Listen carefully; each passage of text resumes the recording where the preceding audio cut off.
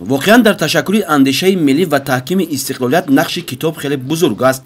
معصومین دستگیری های معرفت پرورانه پیشوای معظم ملت است که سالهای آخر سالهای کتابداری، علم و عرفان روز به روز رشد نموده شده است.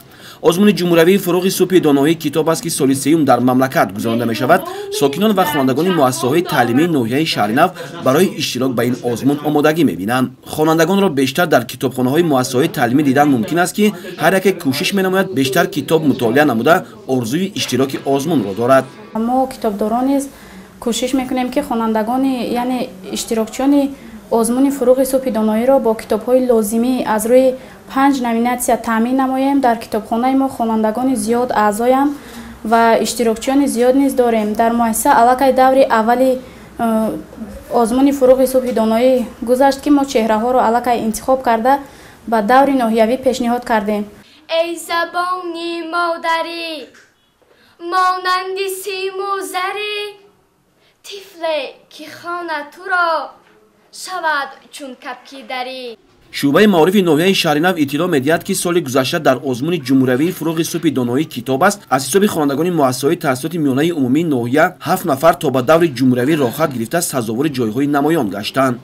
بیشتر ذوق خوانندگان را بیدار می‌نماید این آزمونی که امروز رفته شده است. با کتابخوانی فرزندای ما بیشتر امروز کتاب می‌خوانند.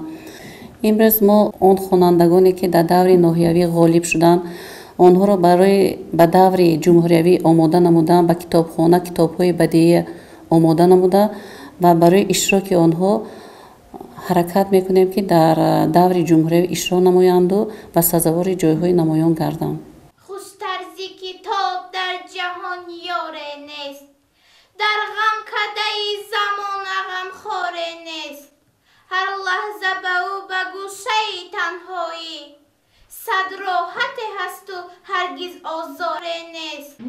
قابل ذکر است که آزمون جمهوری فروغ صبح دانایی کتاب است از 4 دور عبارت بوده. شروع از ماه ینور تا ماه دکبر ادامه می‌یابد. از همین خاطر امروز در تمام مؤسسه‌های تعلیمی ناحیه برای جلب خوانندگان به کتاب چاره‌بینی‌های گوناگون گذرانده می‌شود.